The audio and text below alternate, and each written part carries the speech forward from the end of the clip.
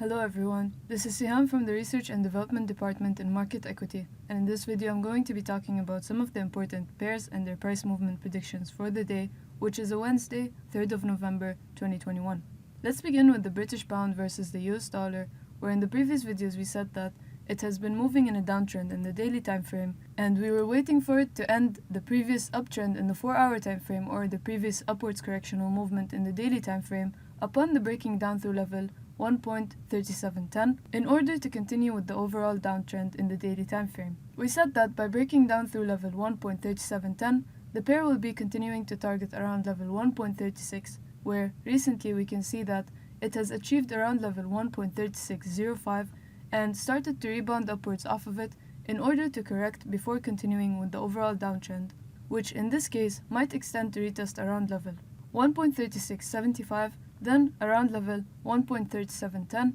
before continuing with the overall downtrend in the daily time frame. If we notice the RSI indicator in the 4-hour time frame, then we can see that it has started to rebound upwards off of around level 30 near the oversold area, which supports the probability of rebounding upwards off of around the current levels in order to correct before continuing with the downtrend. One thing to note is that by breaking down through level 1.36, it will support the continuity of the downtrend in the 4-hour time frame as well as the daily time frame, and will continue to target around level 1.3570, then around level 1.3545 as primary targets in the downtrend. That was it for the British pound versus the US dollar. Let's move on to the British pound versus the Japanese yen. In the previous videos we said that the pair is moving in an uptrend in the 4-hour time frame. However, we were waiting for it to continue with the uptrend by rebounding upwards off of around level 155.90, which resembled a horizontal support level for the pair in the 4-hour time frame. But recently we can see that the pair has broken down through it and continued to form a downwards channel inside the overall uptrend in the 4-hour time frame as well as the daily time frame, where it started to rebound upwards off of around level 154.65 in order to correct inside the current downtrend in the 4-hour time frame, where one thing to note is that level 154.65 resembles around level 38.2% Fibonacci of the previous upwards movement that started around level 149.25 and ended around level 158.20, and therefore, by rebounding upwards off of around this level, it will support the continuity of the current upwards correctional movement, which will continue to retest around level 155.90, and if extended, it will continue to retest the upper boundary of the downwards channel in the 4-hour time frame before continuing with the current downtrend in the 4-hour time frame or the downwards correctional movement in the daily time frame. This bearish scenario will be cancelled upon the breaking upwards to level 157.10, which in that case it will continue with the uptrend in the 4-hour time frame and will continue to target around level 158.20 as a primary target in that uptrend. If we notice the RSI indicator in the 4-hour time frame, then we can see that it has rebounded upwards off of around level 30 from inside the oversold area, which supports the continuity of the current upwards correctional movement and confirms the formation of the low around level 154.65. That was it for the British pound versus the Japanese yen. Let's move on to the New Zealand dollar versus the US dollar.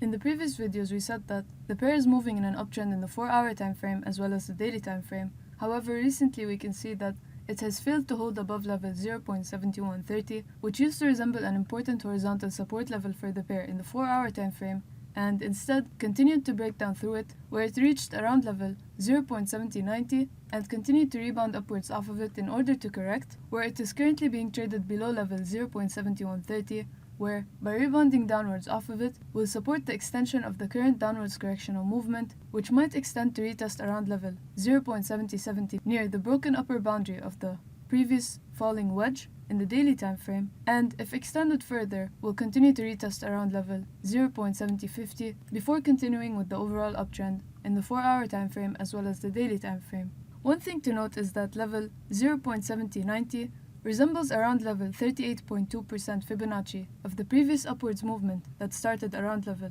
0.6875 and ended around level 0.7220, and therefore, by rebounding downwards off of around level 0.7130, it will support the retesting of around level 38.2% Fibonacci or 50% Fibonacci of the same upwards movement before continuing with the overall uptrend. One thing to note is that whether it's retesting around level 38.2% Fibonacci or around 50% Fibonacci of the same upwards movement around level 0.7050, then we will be expecting the uptrend to continue to target around level